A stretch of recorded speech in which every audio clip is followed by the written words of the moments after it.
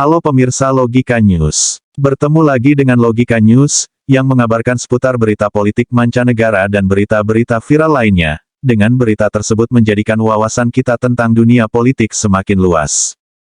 Kami sajikan secara singkat, aktual, dan terpercaya. Kali ini kita lansir dari laman berita Gelora News dengan judul Luhut ajukan Ahok jadi cawapres Anies, Surya Paloh, itu hanya perang.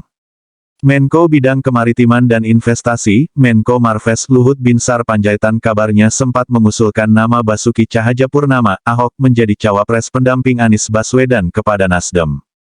Luhut mengusulkan nama Ahok menjadi cawapres kepada Ketua Umum Partai Nasdem Surya Paloh saat keduanya makan siang di Wisma Nusantara beberapa waktu lalu.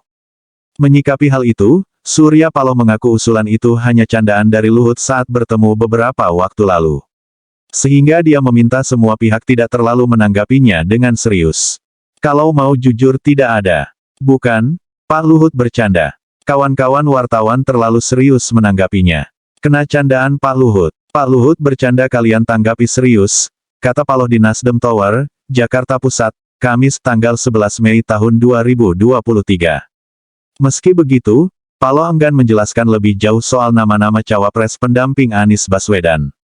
Namun Nasdem akan ikut memberikan pertimbangan soal sosok kandidat cawapres pendamping Anies. Paloh mengaku tidak khawatir soal lambatnya Anies menetapkan cawapres.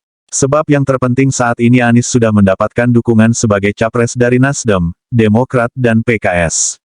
Lebih lanjut, Paloh menilai koalisi pengusung Anies akan melihat dulu paket capres-cawapres dari kubu lawan seperti Ganjar dan Prabowo.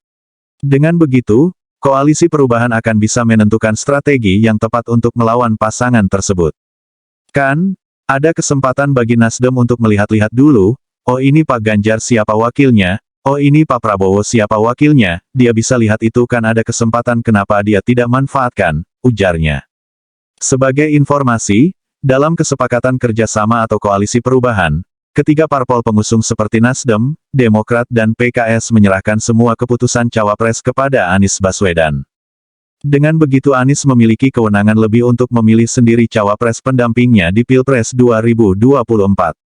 Masa pendaftaran capres-cawapres baru dibuka Komisi Pemilihan Umum, KPU, pada Oktober.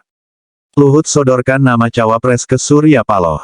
Sebelumnya, Luhut Panjaitan kembali bertemu dengan Ketua Umum Partai Nasdem Surya Paloh, Jumat tanggal 5 Mei tahun 2023. Dalam pertemuan ini Luhut sempat memberikan masukan untuk nama cawapres pendamping Anies Baswedan di Pilpres 2024. Pak Surya tanya, masukan nama cawapres, iya saya jawab. Iya kan saya ditanya saya jawab, kata Luhut usai bertemu Paloh di Wisma Nusantara, Jakarta, Jumat tanggal 5 Mei tahun 2023.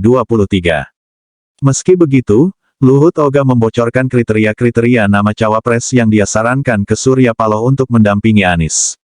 Luhut mengaku pertemuannya dengan Surya Paloh hari ini hanya bersifat pribadi. Kan enggak perlu cerita ke kamu, kata dia.